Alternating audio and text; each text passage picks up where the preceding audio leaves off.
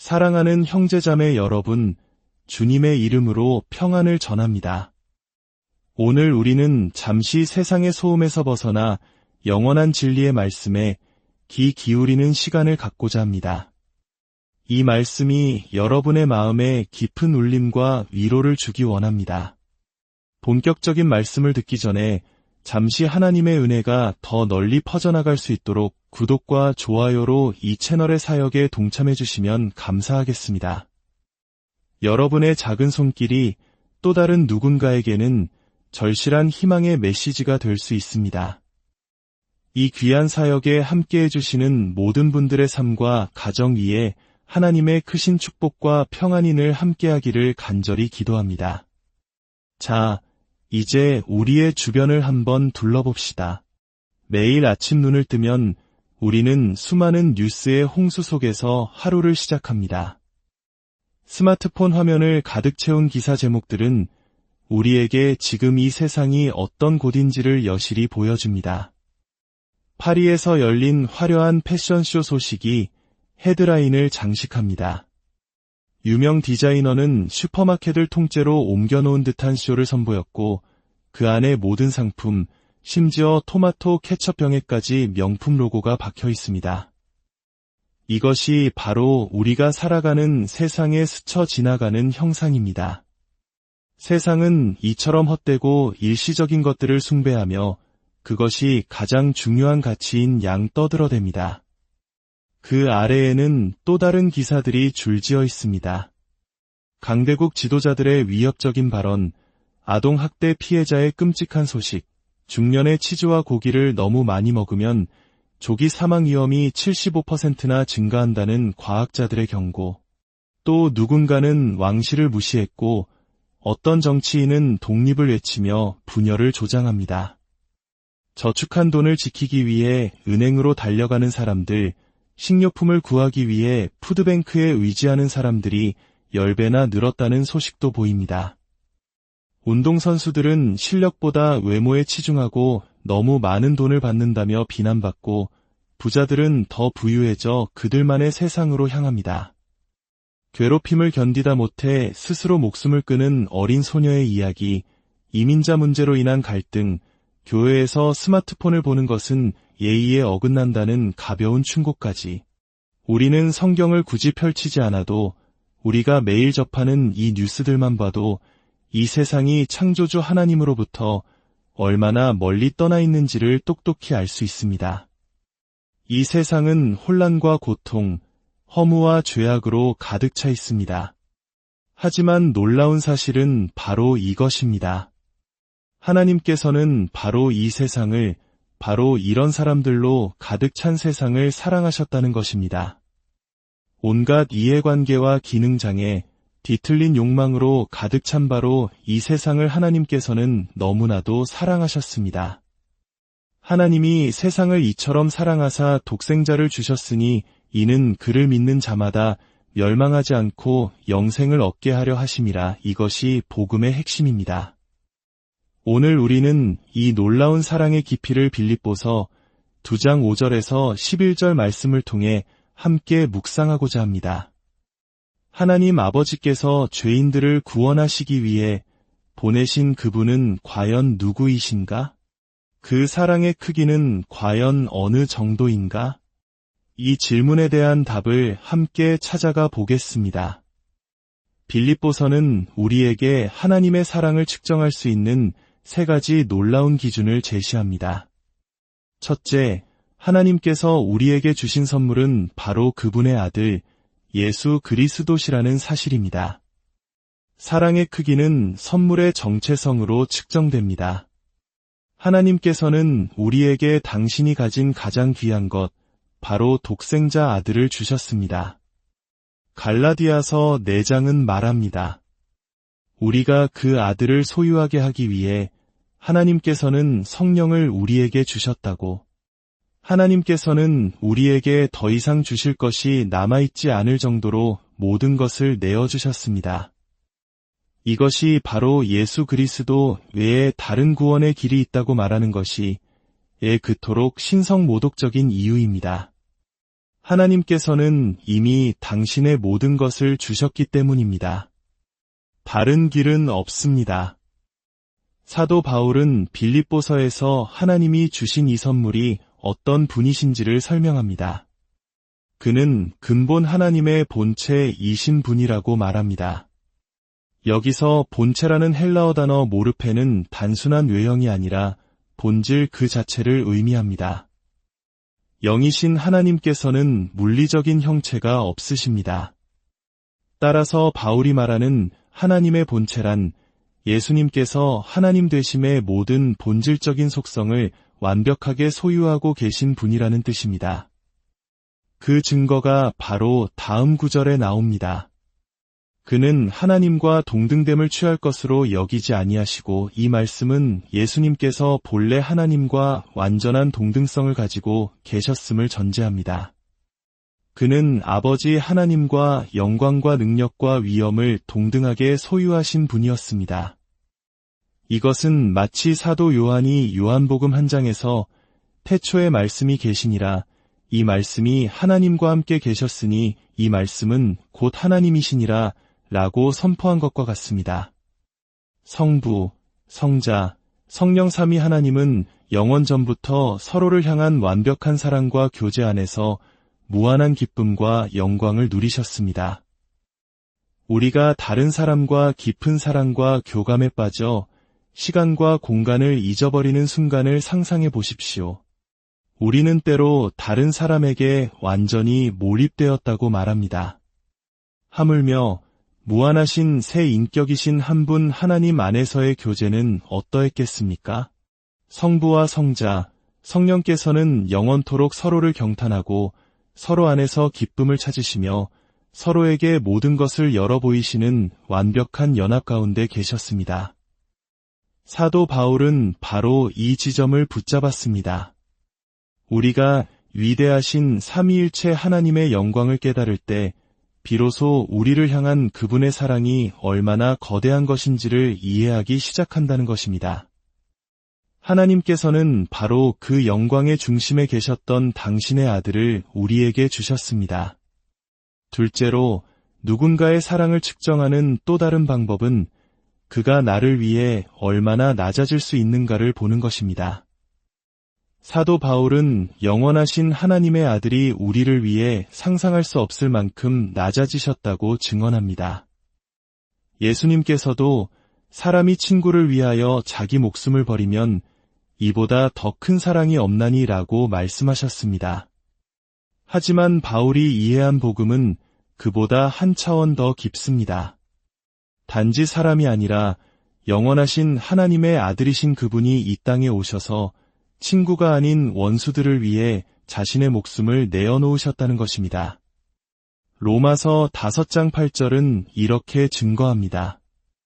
우리가 아직 죄인 되었을 때에 그리스도께서 우리를 위하여 죽으심으로 하나님께서 우리에 대한 자기의 사랑을 확증하셨느니라. 의인을 위해 죽는 것은 혹 가능할지 모릅니다.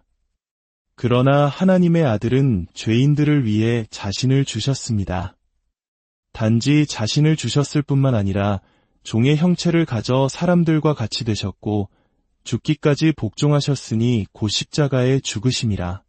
그는 하나님과 동등하다는 자신의 권리를 손에 꼭 쥐고 다른 이를 보내소서라고 말하지 않으셨습니다. 만약 삼위일체 하나님 안에서 타락하지 않은 천사를 보내 인간의 육신을 입고 죄의 대가를 치르게 하면 어떻겠습니까? 라는 대화가 오갔다면 성자께서는 이렇게 말씀하셨을 것입니다. 아버지, 죄 없는 천사는 인류의 죄값을 치르고 죄인들을 하나님과 화목하게 할 수 없음을 제가 압니다. 오직 하나님 자신만이 우리를 하나님과 화목하게 하실 수 있습니다. 영원 속에서 바로 지금이다라고 하는 그 순간이 왔을 때 성부의 보내심과 성령의 능력으로 동정녀 마리아의 태에 잉태되심에 발맞추어 하나님의 아들은 이 세상에 오셨습니다. 하나님의 본체이셨던 그분은 종의 형체를 취하셨습니다. 모든 것을 소유하셨던 그분은 오히려 자기를 비워 아무것도 없는 자가 되셨습니다. 여기서 자기를 비웠다는 것, 즉 케노시스의 의미를 우리는 정확히 이해해야 합니다. 이것은 예수님께서 자신의 신성을 비워내거나 버리셨다는 뜻이 아닙니다. 오히려 그분은 자신이 영원히 소유하셨던 모든 신적 영광과 권능을 그대로 지니신 채 그 모든 것을 연약한 인간의 모습 안으로 쏟아부으셨다는 의미입니다. 신학자들이 말했듯이 그분이 구유에 누인 아기였을 때에도 온 우주를 붙들고 계셨습니다. 성육신의 경이로움은 바로 여기에 있습니다. 온 세상보다 더 크신 분이 스스로를 너무나도 작은 태아의 형태로 쏟아부으셨지만 그 과정에서 자신의 본질을 조금도 잃지 않으셨다는 사실입니다. 그는 하늘로부터 내려오셔서 우리 인간들을 위해 우리의 구원을 위해 오셨습니다. 그리고 더 낮아지셔서 종과 노예의 형체를 취하셨고 인간 경험의 가장 밑바닥인 죽음까지 내려가셨습니다. 심지어 로마 제국에서는 예에 있는 사람들 사이에서는 입에 담기조차 꺼렸던 저주받은 죽음, 바로 십자가의 죽음까지 감당하셨습니다. 이것이 바로 하나님께서 우리에게 주신 선물의 크기이며 우리를 향한 사랑의 깊이입니다. 셋째로, 예수님은 단지 하나님의 아들이실 뿐만 아니라 둘째 아담이시며 죄인들의 구원자이십니다. 바울은 빌립보서의 이 찬송시를 통해 첫사람 아담이 행했던 일을 정반대로 뒤집으신 예수님의 모습을 그리고 있습니다. 첫사람 아담을 보십시오. 그는 하나님과 같이 되려는 교만함에 사로잡혀 선악과를 따먹었습니다. 그러나 둘째 아담이신 예수님은 본래 하나님과 동등하셨음에도 불구하고 그 자리를 기꺼이 버리고 우리를 위해 자신을 내어주셨습니다. 아담은 하늘 아버지께 고통스러운 불순종을 저질렀습니다. 그러나 예수님은 죽기까지 십자가의 죽음에 이르기까지 순종하셨습니다. 아담은 에덴 동산을 황무지로 만들었습니다. 그러나 예수님은 황무지 같은 이 세상에 오셔서 다시금 에덴 동산으로 회복하는 일을 시작하셨습니다. 사도 바울이 고린도전서 15장에서 우리 주님을 둘째 사람, 마지막 아담이라고 부르는 이유가 바로 여기에 있습니다. 둘째 사람인 이유는 아담과 예수님 사이에 예수님께서 하셔야 할 일을 하도록 임명받은 다른 사람이 아무도 없었기 때문입니다.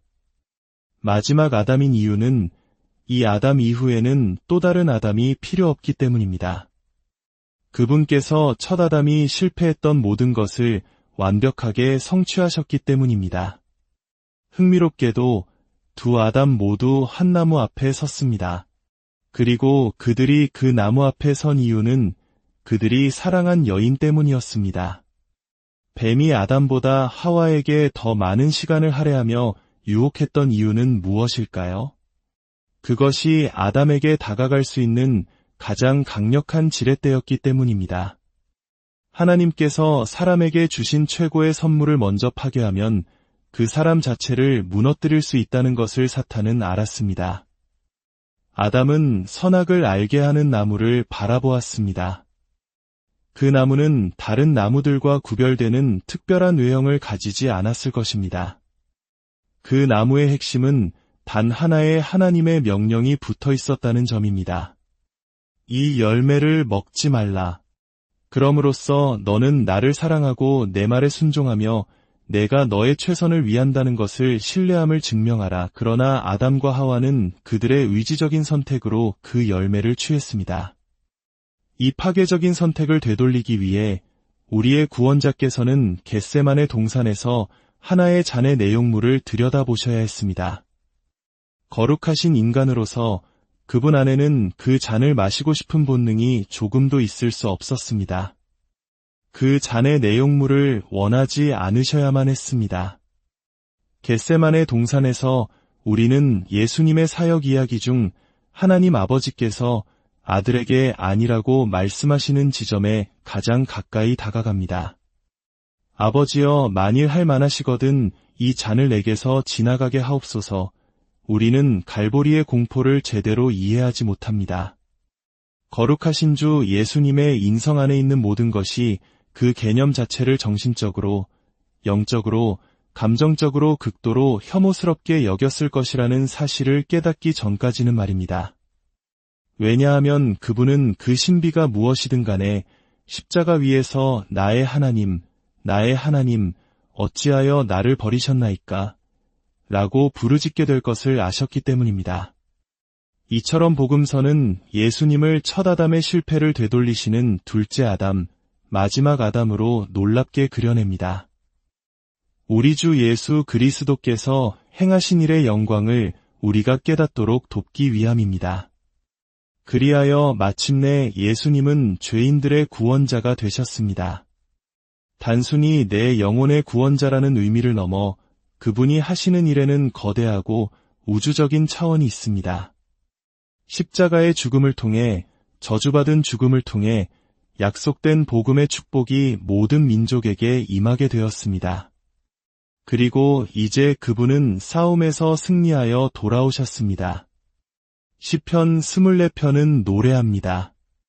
문들아 너희 머리를 들지어다, 영원한 문들아 들릴지어다, 영광의 왕이 들어가시리로다. 영광의 왕이 누구시냐? 강하고 능한 여호와시오, 전쟁에 능한 여호와시로다. 이를 마치신 주 예수님은 이제 영광의 보좌에서 그분의 사역을 계속하기 위해 승천하셨습니다.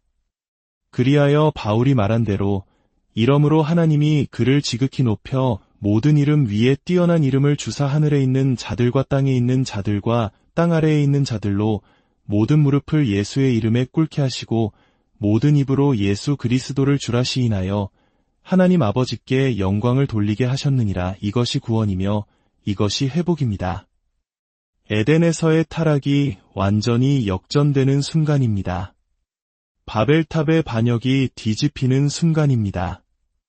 온 땅의 모든 혀가 하나님을 대적하다 흩어졌지만 이제는 땅끝 어디를 가든지 수많은 언어로 단 두 단어를 말하면 기쁨의 미소가 번지는 사람들을 만날 수 있습니다. 그 두 단어는 바로 예수 그리스도입니다. 모든 무릎이 꿇게 될 것입니다. 사탄의 무릎도 꿇을 것이고 잃어버린 자들의 무릎도 꿇을 것입니다. 그리고 예수 그리스도를 구주로 믿은 자들의 무릎이 꿇을 것입니다. 천사들과 그룹들과 스랍들의 무릎도 꿇을 것입니다. 에덴 동산으로 돌아가려는 자들을 막아섰던 화염검을 든 그룹의 무릎마저도 경의와 경외 속에서 꿇게 될 것입니다.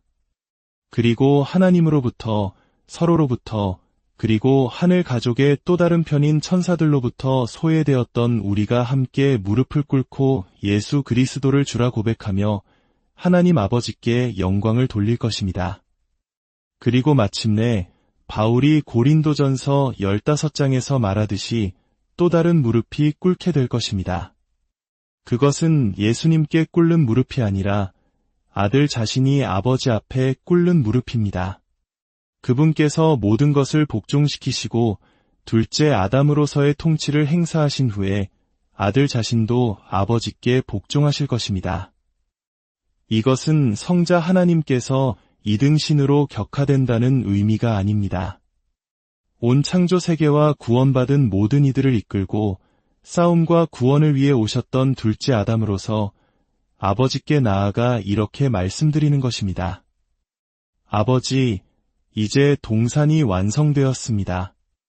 우리의 사랑의 선물로 이 동산을 아버지께 드립니다.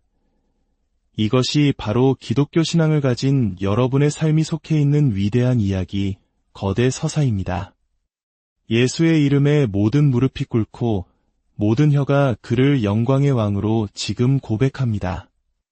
우리가 그를 주라 부르는 것은 아버지의 기쁨이니 그는 태초부터 능하신 말씀이셨습니다. 형제자매 여러분, 이 주 예수님은 아버지의 영광과 천군 천사와 함께 다시 오실 것입니다. 모든 제국의 화관이 그의 이마에 모이고 우리 마음은 그를 지금 영광의 왕으로 고백합니다. 할렐루야, 얼마나 놀라운 구원자이신지요. 하늘에 계신 우리 아버지, 하나님께서 숨을 불어넣으신 이 말씀을 통해 우리에게 다가오는 복음의 전율에 감사드립니다. 죄와 허물로 죽었던 우리에게 이토록 광대한 삶의 비전을 주심에 감사드립니다. 5. 우리가 예수 그리스도께 속한다는 것이 무엇을 의미하는지, 그분의 영광을 위해 이 세상에서 사는 것이 무엇인지 참으로 알게 하옵소서. 우리의 죄를 용서하시고 우리의 마음을 강하게 하시며 우리를 도와주시옵소서. 우리 주 예수 그리스도의 이름으로 기도합니다.